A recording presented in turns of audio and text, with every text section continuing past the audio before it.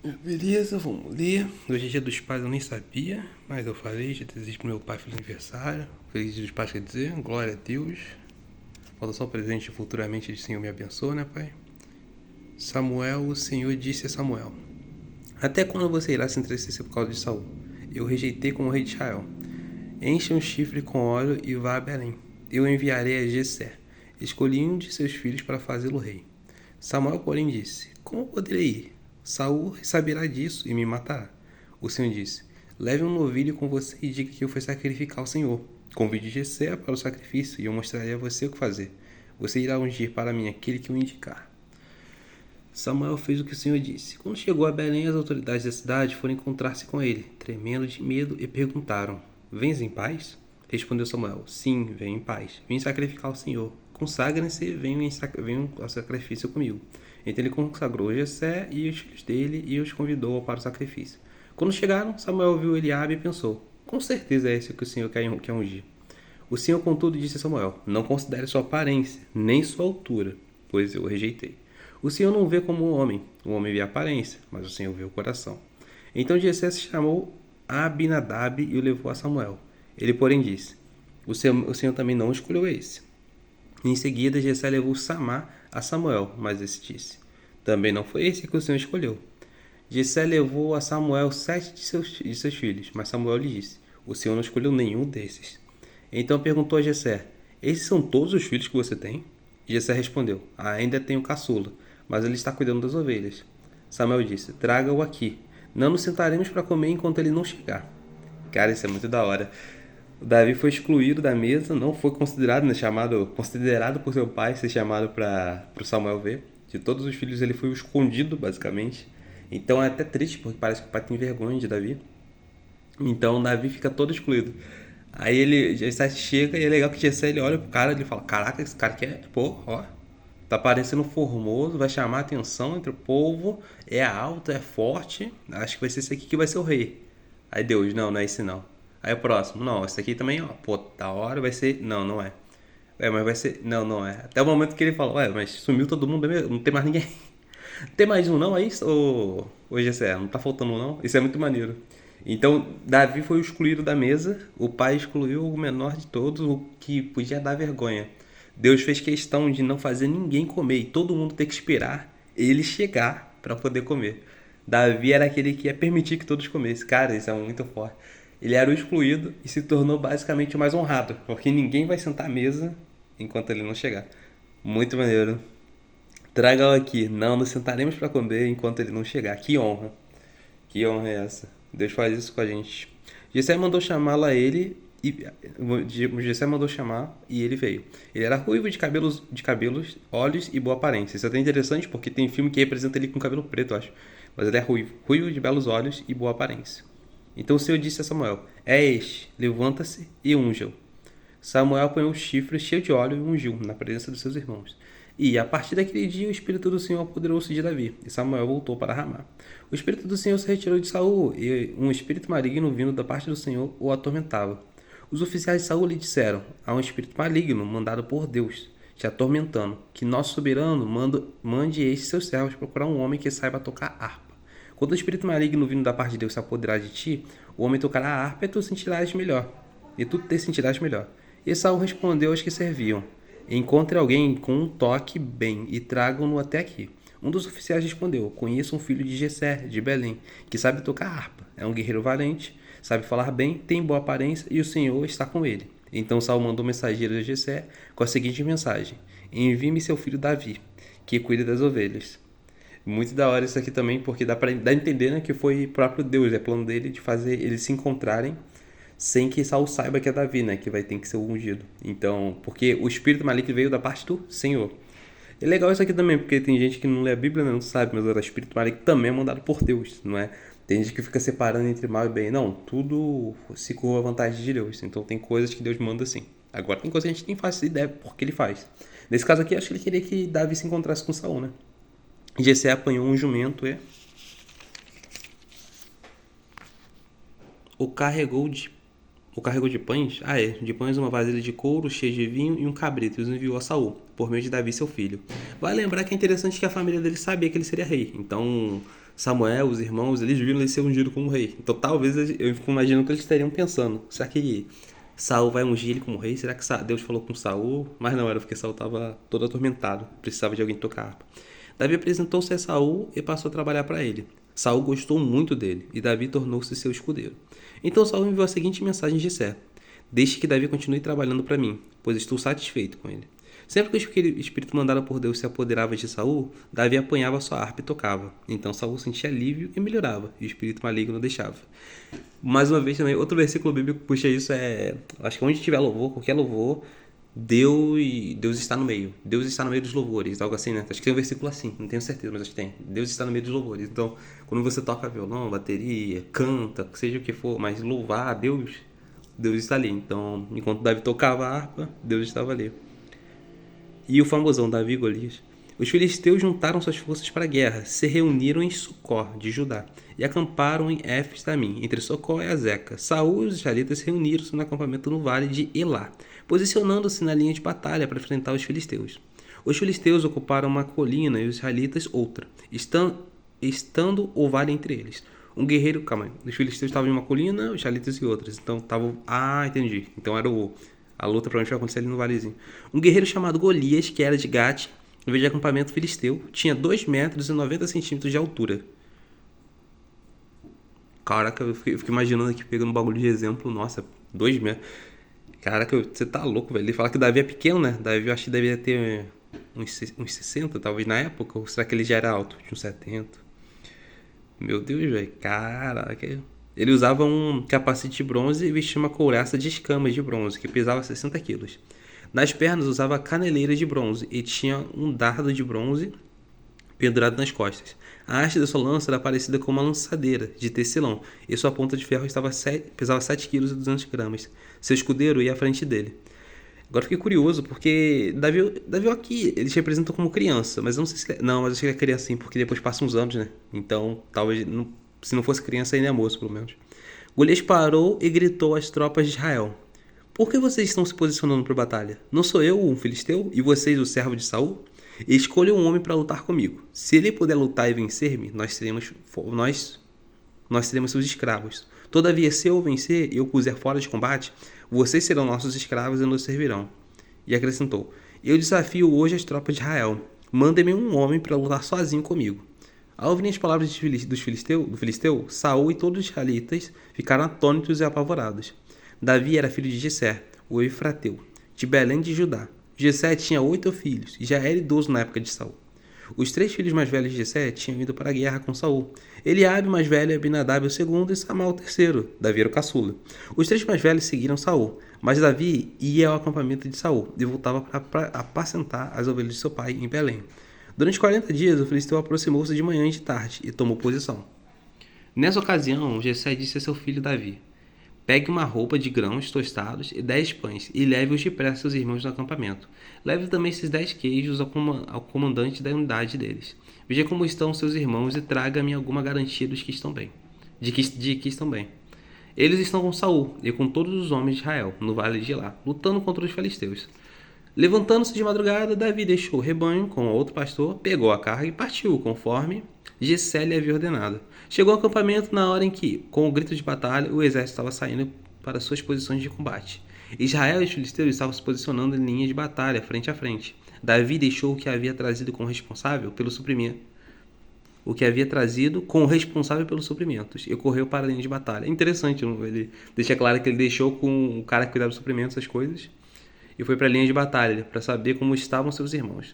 Enquanto conversava com eles, Golias, o guerreiro filisteu de Gate, avançou e lançou seu desafio habitual.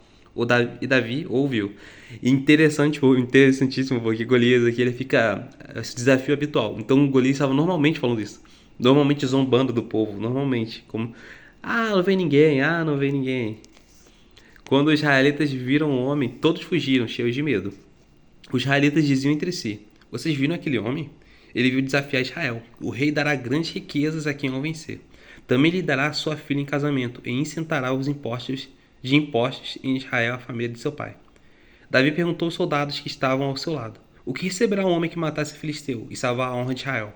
Quem é esse filisteu incircunciso para desafiar os exércitos do Deus vivo? Que maneiro, porra, que aqui tá falando. O que receberá o homem que matar o filisteu e salvar essa honra? Ele não só ele primeiro perguntou, ué, vai ganhar alguma coisa por matar ele? Vai receber alguma coisa? E aí depois, mas logo depois já emenda. Pô, mas quem é esse cara pra falar alguma coisa? Esse cara que nem pertence ao exército de Deus, nem pertence àquele que criou tudo. Então, é muito maneiro isso que Davi tá falando. Cara, vocês estão oferecendo essas coisas aí, mas quem é esse cara pra dar todo esse trabalho? Muito top. Calma aí, se vocês repetiram a Davi que haviam comentado, eles disseram: é isso que receberá o homem que matá-lo. Quando Eliabe... repetiram tudo que falaram que deram. A mulher, a filha de Saul, né, essas paradas. Inclusive essa filha de Saul, acho que é a Mical, né? Eu acho que é Mical, que depois eles separam. Quando Eliabe, o irmão mais velho, ouviu Davi falando com os soldados, ficou muito irritado com ele e perguntou: por que veio até aqui? Com quem deixou aquelas poucas ovelhas no deserto? Sei que você é presunçoso e que seu coração é mau. Você veio só pra ver batalha. Cara, isso daqui também é outra coisa. Mas eu fico refletindo, Eliabe é o irmão que viu ele sendo ungido pelo próprio Samuel. Ou seja, Deus estava tornando ele rei e ainda assim estava zombando do irmão dele. Provavelmente ele estava com inveja, né? Pode ser. Referente a Davi ser o próximo rei. E disse Davi: o que eu fiz agora? Será que não posso nem mesmo conversar? Ele então se virou para outro e perguntou a mesma coisa. E os homens responderam-lhe como antes. As palavras de Davi chegaram ao ouvido de Saul, que o mandou chamar. Davi disse a Saul: ninguém deve ficar com o coração batido por causa desse filisteu. Teu servo irá e lutará com ele. O Davi que fala que ele era, acho que o menor, né? Ele tinha boa aparência, mas ele é menor, acho que não sei se ele tinha músculo, muito músculo. Então eu fico imaginando Saul olhando pra ele, né? Aquela representação dele tipo uma criança. Respondeu Saul: você não tem condições de lutar contra esse filisteu. Você é apenas um rapaz e ele é um guerreiro desde a mocidade. Caraca, mano, é muito doido isso, velho. Eu vejo um homem gigante desse. E se eu fosse ainda menor, um rapaz, assim, alguém mais jovem, pô. Davi, entretanto, disse a Saul: teu servo toma conta das ovelhas de seu pai. Quando aparece um leão, um urso, ou ele leva uma ovelha do seu rebanho, eu vou atrás dele, dou-lhe golpes e livro a ovelha da sua boca. Quando você vira contra mim, eu o pego pela júbila e dou golpes até matá-lo. Teu servo pode matar um leão e um urso. Esse filisteu incircunciso será como um deles. Vou desafiar o exército de Deus vivo. O Senhor que me livrou das garras do leão e das garras do urso me livrará das mãos desse filisteu. Diante disso, Saul disse a Davi: vá, e que o Senhor esteja com você.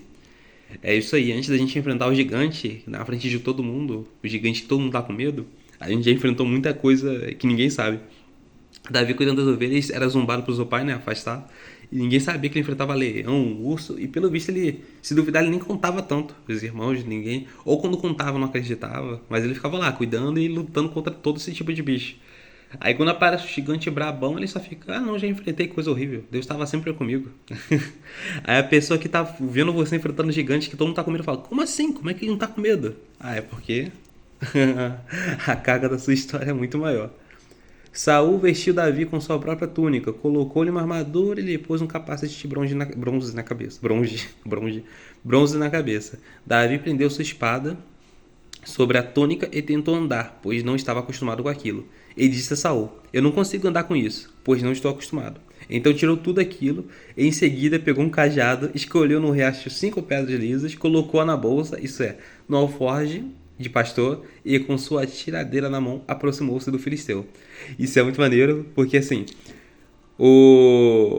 ele estava acostumado a lutar na mão, irmão.